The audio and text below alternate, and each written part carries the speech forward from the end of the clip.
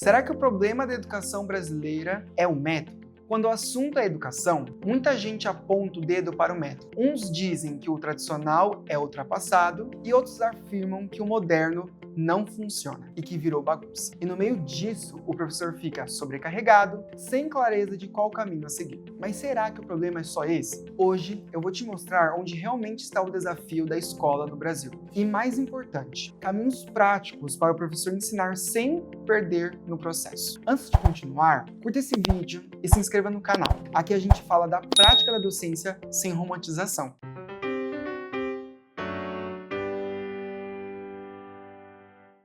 Olá pessoal, eu sou o professor Gabriel, eu faço parte da equipe da R2 Educacional. E vamos começar pelo ensino tradicional. Esse é o modelo que a maioria de nós viveu. Professor no centro, aulas expositiva, memorização, provas como avaliação, salas em fileiras e pouca interação. Agora atenção, em países como a Coreia do Sul, Japão e Singapura, esse modelo ainda funciona. Mas por quê? Porque existe disciplina cultural, apoio das famílias, investimento em professores e respeito à autoridade. Ou seja, não é um método sozinho, é o contexto que sustenta. Já o ensino moderno, que ganhou força no Ocidente, coloca o aluno como um protagonista. Metodologias ativas, projetos, colaboração e avaliação processual. Funciona. Em países como Finlândia e Canadá, sim, porque há investimento, estrutura e envolvimento da comunidade. Mais uma vez, não é só um método, é um ambiente em volta. E aqui está o ponto central. O professor não pode ser visto como quem resolve tudo sozinho. Ele é a parte e não um sistema inteiro.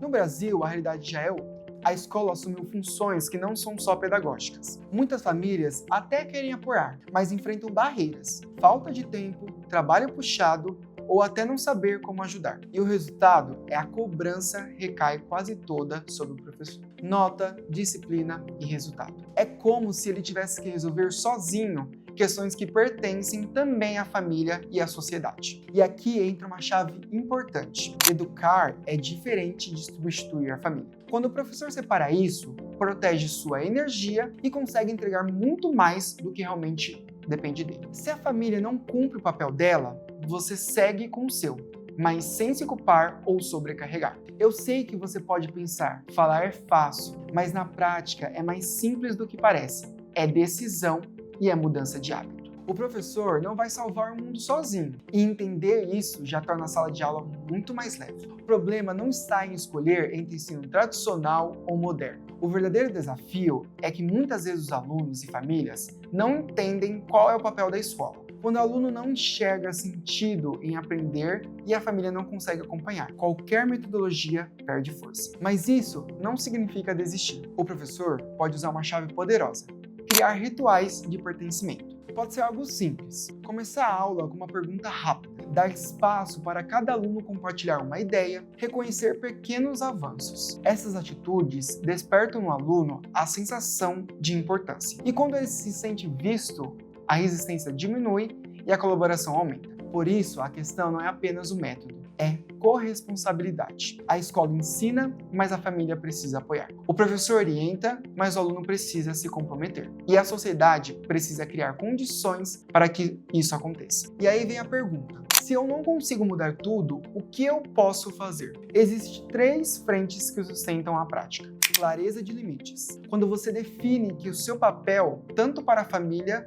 quanto para o aluno, você protege a sua energia. Educar é uma coisa, substituir a família é outra. Estratégias de engajamento. A mente humana desliga quando tudo é sempre igual. Não precisa reinventar a aula toda, basta quebrar o padrão. Um ritual de pertencimento, uma pergunta provocadora, uma história e um jogo rápido de visão. Redes de apoio. Professor que encaminha sozinho se desgasta mais rápido. Compartilhar experiências com colegas, buscar apoio institucional e investir em informações dá fôlego real. E é aqui que entra a R2. A gente acredita que o professor precisa estar preparado para a realidade, mas também fortalecido para não se perder no meio dela. Por isso, nossas licenciaturas trabalham com conteúdos que vão além da teoria, trazem clareza de papel, estratégias reais de sala de aula e um espaço de troca que fortalece a caminhada. E por que tudo isso importa? Porque se nada mudar, teremos cada vez menos professores escolhendo a carreira. E aqui está a verdade: sem professor